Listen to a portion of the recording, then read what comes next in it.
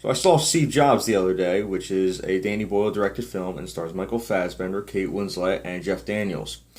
It follows the story of Steve Jobs during three key parts of his life as he's getting ready to release three key products behind stage, and the tension and the pressure about that.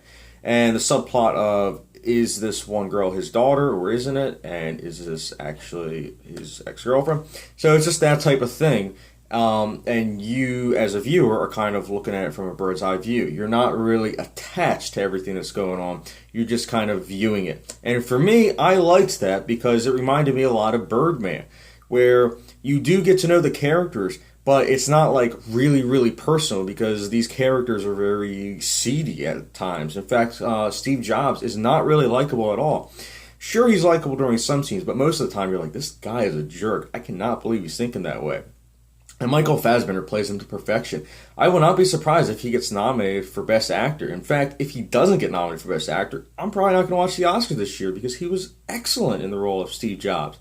Kate Winslet was also really good, and I keep on forgetting that Seth Rogen was in this film. Like, he's noticeable, but he doesn't play that usual Seth Rogen role. He has actually some really good dialogue scenes, and this film is all about the dialogue. Aaron Sorkin is such a great writer. I loved his writing in The Social Network. I loved his writing in A Few Good Men.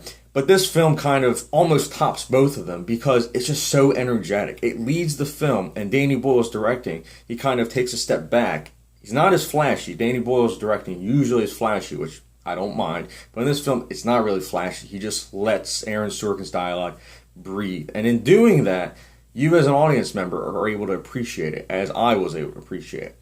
And it goes without saying that all the technical aspects were incredible, but I just want to talk about the music just for a second, because once the film started, they actually had like the credits kind of like old films kind of do. And I noticed the music. I always look at the music to see like, what am I going to be getting? What composer am I expecting? And I look at the composer, I'm like, who's this guy? Why is he the composer of all people? I didn't know who he was, guys, and that was the thing. But then as I was watching the movie, I was like, okay, he's really good. And then my leg just started like going up and down. And I kind of based that off if I like the score. So yeah, I really like the score of the film. And I forget the composer's name off the top of my head, but he did a really good job. And I can imagine him being in future films as composer and doing an excellent job. As far as flaws go, though, guys, in this film, there really are none, other than the fact if you are expecting a lot of action, if you're expecting explosions, you're not going to like it.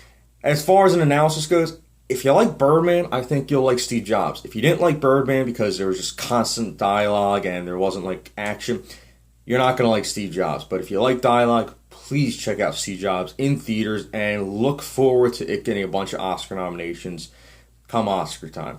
Guys, I will be giving Steve Jobs a 4.75 out of 5 stars. For those that like a letter grade, an A.